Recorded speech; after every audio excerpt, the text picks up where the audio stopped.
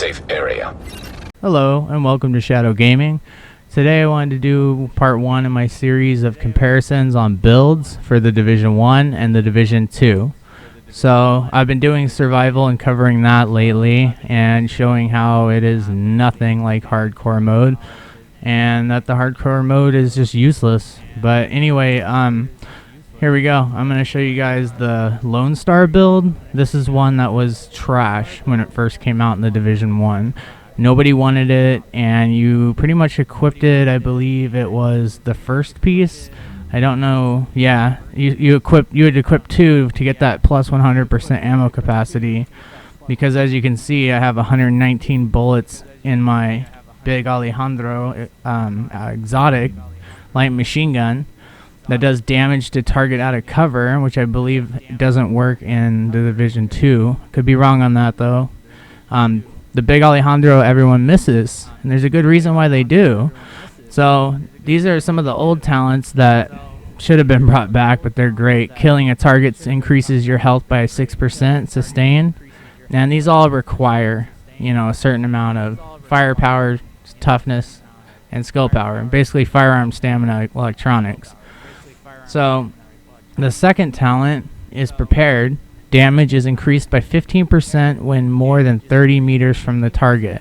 So this is just like, it's like close and personal is like responsive to this one, and Ranger is just like prepared, except for I believe prepared is a lot better in the Division 1. Then we have cover shooter. Every bullet fired at an enemy from cover increases weapon damage from 0.5% up to 50%. The bonus lasts for 10 seconds. Getting a kill with this weapon while in cover resets the duration. The bonus damage is cancelled by reloading, swapping weapons, or exiting combat. That is an extremely great gun. Now in this set, I run 2 because in this game, you don't run out of ammo, and there's restock boxes everywhere anyway, but especially with the Lone Star with that plus 100% ammo capacity, you're going to be hitting hard. So they both hit for 18.7, and that's because of the optimization station. Bring it back, or something equivalent, somewhat.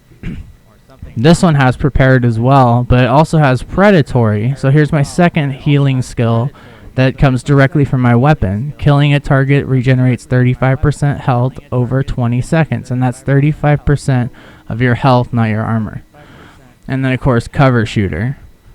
And then as my sidearm, it doesn't really matter what you use as your sidearm in this game, because sidearms didn't used to matter. What mattered was having something like determined. Killing a target reduces all skill cooldowns by 7.50%. That was huge, you know? Really big. And if you're really in a bind and you're missing 2 health segments out of 3, you got 25% all weapon damage, and you can just, you know, go crazy. I have unforgiving on most of my stuff, weapons on other builds. So here we go. This is how the gear set should work in the Division 2, I believe. We have the classified Lone Star. It's classified, you can tell by the classified folder right here. The Lone Star vest, we got 2003 armor, 1922 stamina, just all this is maxed out. Got health up, health on kill helps me out a lot, and more ammo capacity here. For the mask, we have enemy armor damage, which is huge. You know, we don't have something like that in the Division 2. We don't have a way to deal with enemy armor damage except for the mods. And then minor attributes is plus 12% damage to elites. On the knee pads, once again, like I said, maxed out from the optimization station, which I'll show you in a second.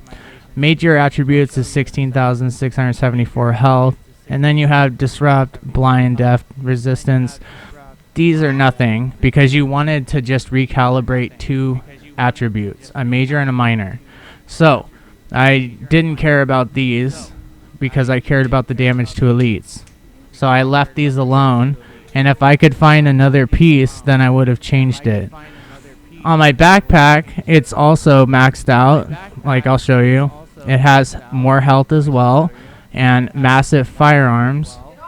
And then, on my gloves, I have health on kill and LMG damage to help increase that light machine gun damage with firearms. So I have stamina, firearms, and then all three. So I have 2, 2, 3. So I have more firearms than stamina, obviously. So this is more of a DPS build. And it should be because of all the attributes that come with it. And I could run a shotgun as well. And I believe, yeah, I have the showstopper, which I would run. I run on my striker build. But it has, your accuracy with this weapon is increased the fewer shells you have left in the magazine, which is cool because you can kill enemies from far away like the sniper shotgun NPCs. But the best part about it is its RPM is 240 for a shotgun, and it does 96.4 thousand damage with 352.5% stagger. That's a killer exotic shotgun right there. And even the urban MDR, with your damage is increased by 18% against targets with status effects. That was a great build around 2. The Hungry Hog, you know, a glutton, killing a target increases your damage dealt with 10% until you stop firing. So, I mean, these are great. The Devil wasn't good. Cassidy wasn't really too good if you ran 2 of them, you know, double trigger fires off both barrels. So, you know, you can run 2 of these on the Lone Star build and just constantly swap. Because when you weapon swap, you get, when the weapon is holstered, it is instantly reloaded. And then Berserker, when a weapon has 50% of its magazine remaining in combat, there is a 75% chance to receive a bonus that activates when the final bullet is fired from the current magazine. Once activated, the magazine is instantly refilled, weapon damage and fire rate is increased by 30%, the bonus is cancelled by reloading, swapping weapons, or exiting combat.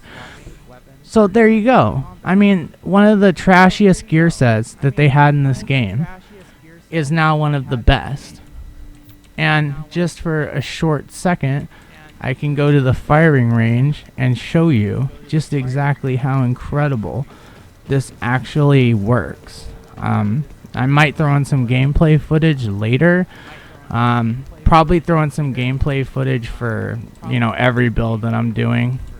That way, you know, you guys can actually see me play, you know, heroic or challenging or whatever. But anyway, here we go. So this was back when Pulse didn't just outline enemies in red. It gave you critical hit chance and critical hit damage. Now I know that's not much, but my skill power is low.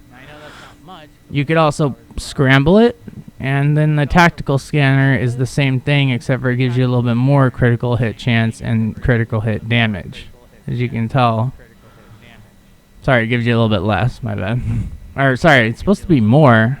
I don't know why that's mixed up. And then you always run the Seeker Mine, or you run the First Aid Heal, maybe a booster. But it's up to you. And then you had signature links. You know, this one instantly gave you another life. You know, it's like the Revive Hive. This tactical link was changed, but it just buffs you. Weapon RPM buff, damage buff, reload speed buff, duration, range cooldown of all that. And then the Survivor link just gives you an enormous amount of movement speed and damage resistance so that you can get the heck out of there, you know? And then all your perks, I mean, wow. You have a lot more perks than you do in the Division 2, that's for sure. And back then we had talents, like critical save, using a medkit during low health to increase damage resistance by 20% for 10 seconds. And this was nerfed, by the way, because it was like 50% or something. And you can only choose one from each, medical, tech, and security. Tactical advance, complete a cover-to-cover move to increase weapon damage by 2% per meter covered for 5 seconds, up to a maximum of 30% weapon damage. All weapon damage. And then we had, think Death by Proxy, destroy a hostile's deployed skill to increase skill power by 20% for 30 seconds. A lot of people ran that. A lot of people ran Combat Medic too, but now you can just use Survivalist. And then I run on the move, kill a hostile while moving to reduce incoming damage by 15% for 10 seconds. So that's why I'm always moving around in my videos on the Division 2, is because I played this game since beta until still now, and I know if I'm not moving, I'm not getting that on the move procced. And then stopping power is suppressing a hostile to increase headshot damage by 25% for 10 seconds, which in my case is the perfect thing because I'm doing an LMG build. It's the only thing that's only weapon that suppresses enemies. So I won't be able to show you the full amount of damage, but boom, pulse. Now they got the critical hit chance. See, Lone Star didn't activate, so I'll switch over to this. Oh, switch over. It's reloaded instantly already. Now it proc. So once I go to 0, it goes right back up. And once I'm out, just switch over here. And then you just keep switching and switching and switching, you know? Even if you want to use another weapon, it does not matter.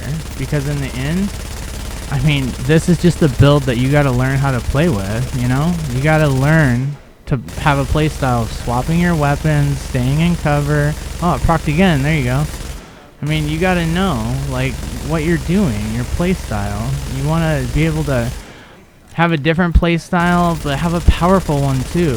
Because in the Division 2, I don't really feel that powerful. I feel like they're just cookie cutter builds that don't make me feel that powerful. But anyway, this is going to be the end of my Lone Star build video, or at least comparison to the other ones. But let me know what you think in the comments. Drop a like or whatever. Comment would be especially great, or share. That way I can get to know what you guys think about these builds. This is just going to be the Lone Star build. I'm going to be going over Striker, Deadeye. Mostly Striker will be the second video, because that one was considered the most powerful. And honestly, I thought that it was fair that Striker was there, because we had equally powerful gear sets like Lone Star. Maybe it doesn't heal you while increasing your damage, but if you build it right, then guess what? It does. It heals you pretty good. So you still stay alive. And it's not hard to stay alive when you're constantly killing everything.